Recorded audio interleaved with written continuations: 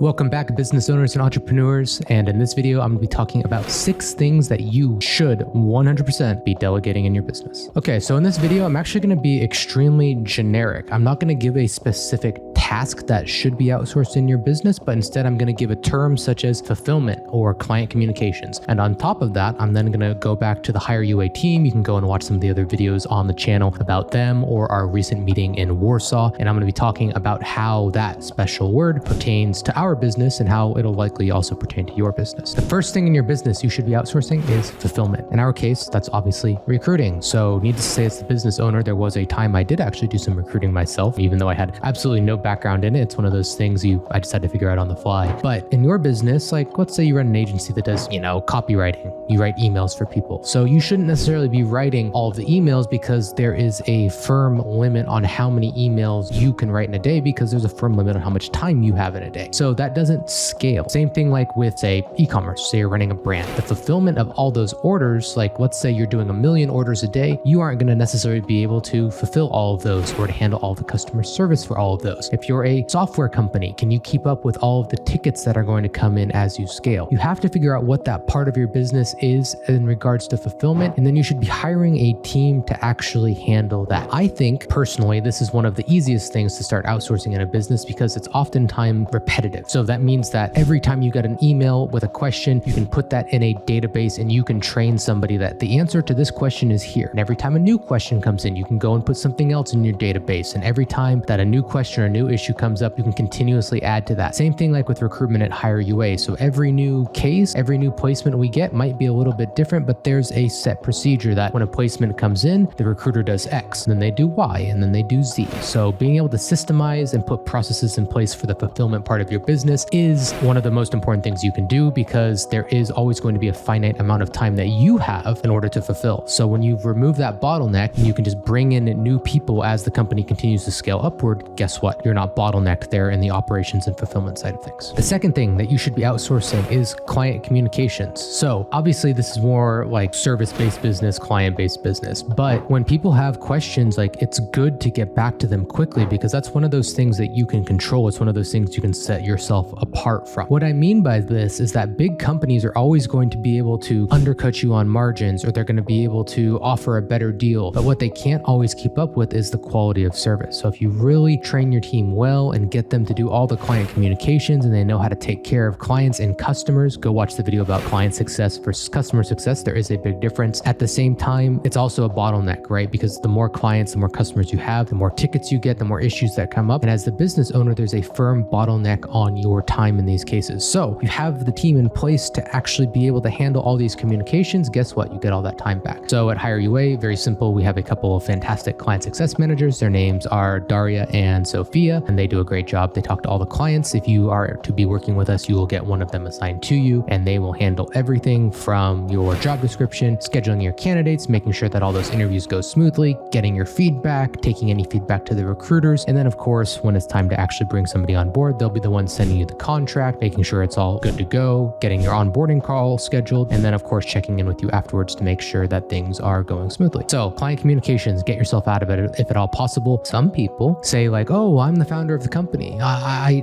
have to talk to clients. Like it's not personal. They can't do as good of enough of a job. But you got to look at it the other way. A company that the owner, the founder has trusted his team or her team to do the right thing with the clients means that their processes are in place. They're a well-oiled machine. So try not to think too much of like, oh no, I can't not be on this call or I can't not talk to this client, because that's what you're hiring people to do, is to get that time back so you can grow the business and bring on more clients. Third thing I think you should be outsourcing as a business owner, unless you're someone who likes paperwork and documents and accounting and all that stuff. Ugh, gives me shivers. Accounting, billing, admin, that kind of stuff. Get it off your plate. So at HireUA, Daria and Sophia handle all the contracts, all the billing, and then on the other side of stuff, when we pay the candidates out, my executive assistant Victoria handles all of the payroll stuff. So she puts it all together, sends it all to me for approval, and then I pretty much just press a couple buttons and takes care of everything from there. So that's a task that at some point we will probably outsource to a full account accountant, but at this point it's a system that works and it's going good. So we haven't really messed with it because it is kind of a finicky system, but at some point that will probably be outsourced. But stay tuned for number 6, because I'll talk a little bit more about why that task is going to my executive assistant at the moment. But all that other stuff, admin, billing, get it off your hands, get it to your client success managers or your executive assistant, just anyone to handle all the boring stuff, especially if you're the person like me who doesn't like that. Will make your life a lot better. You'll be quite a bit happier in your business. You'll be more excited to wake up and work every day. And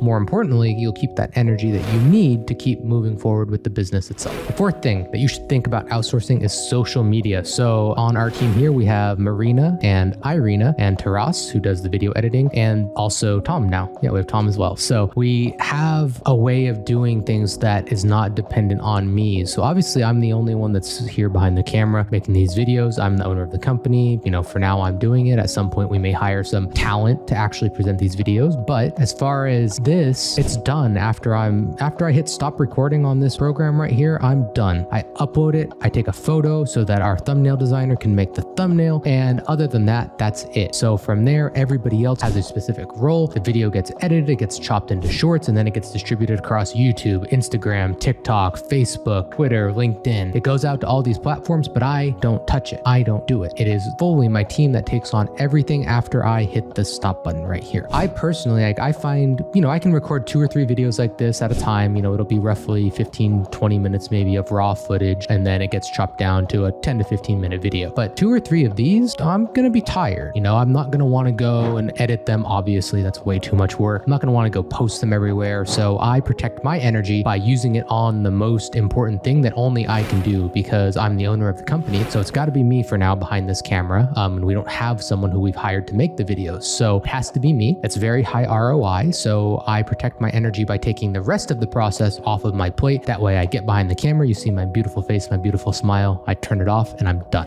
5th, content. So, you might be a little surprised because I just went on this whole rant about how I'm the one that makes the videos here at HireUA, but we have a blog that is now publishing 2 to 3 articles a week, and I don't do any of that. So we have 2 writers, Anastasia and Yuri, who write content articles, which are then edited by an editor and then published out. In addition, that editor also takes care of posting all of these YouTube videos to the actual website itself. So we've got links from our website going to YouTube. And then on top of that, the more content that you can outsource, the better. Some things are really tough to outsource. Like for example, my face on this video, hard to outsource that. But writing, Google, the goal with that is to bring in clients via SEO. Google doesn't care if it's Kyle Mao who wrote the article or Anastasia. It doesn't matter as long as it's a good article. In some cases, we're able to outsource the content. On top of that, what we do then is I look at those articles and I have someone who says, hey, what tweets could be good out of this article? What topics could make a video, or what topics could be a Twitter thread? And then all of that can then be repurposed into other channels. So if you're able to outsource some parts of content, it's really difficult to do everything, obviously, but if you're able to outsource some things, you can then 1, make long-term plays like SEO, and then 2, you can spawn ideas off of the content that you've paid somebody else to create. So for example, how long would it take me to write a 3,000 word article about hiring a project manager? Probably a couple hours. My time is not worth that. It's not. I've run the numbers on my time, and it's a lot more than the $45 to $50 an article that I pay people. You have to keep that in mind. Do I know how long it takes them? No, but it doesn't matter really, because I'm paying for the flat deliverable. Number 5, if you can outsource some content,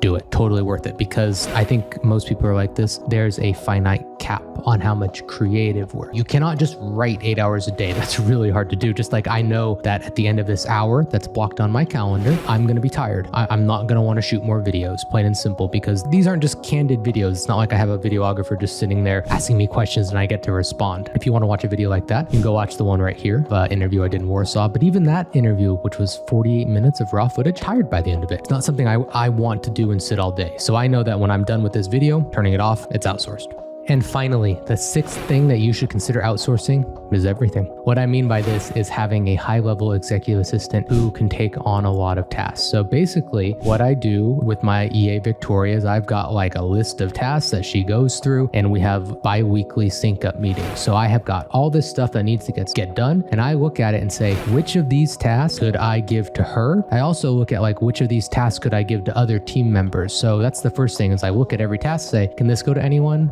No, okay, what about Victoria? And then if it can, it goes into our meeting notes. I brief her and I ask her to take care of it by a certain day. And then everything else that's left, obviously there's some things, that she can't handle. For example, she can't call the bank in most cases. Maybe she could call the bank, I could save a few minutes on hold, but they're never going to speak to her about my accounts. So you have to keep that in mind, that unless it's your spouse who is your assistant, and I don't really recommend doing that, then it's going to be tough sometimes. Like, you're not always going to be able to outsource everything, but there's a lot of stuff that if you give someone enough instruction, they can take it and run with it, and ideally will be able to figure it out without your input. That is what an executive assistant can do. They assist you with whatever the executive needs help with. It's one of those very few roles where not having a specific task list and saying you have to kind of just figure this out is kind of expected. That's kind of what comes with the job in a lot of cases. So to sum all that up, number 1, outsource fulfillment. Number 2, outsource client communications. Number 3, get rid of all the admin, billing, paperwork, all the stuff that you don't want to do. Number 4, get out of social media. Number 5, content. And then number 6, try to get everything else off your plate with the help of a good executive assistant. I hope that you found this video helpful, and I hope that no matter what, you can apply this, because if you look at almost any business carefully, then you'll see that these kind of 6 things that I've given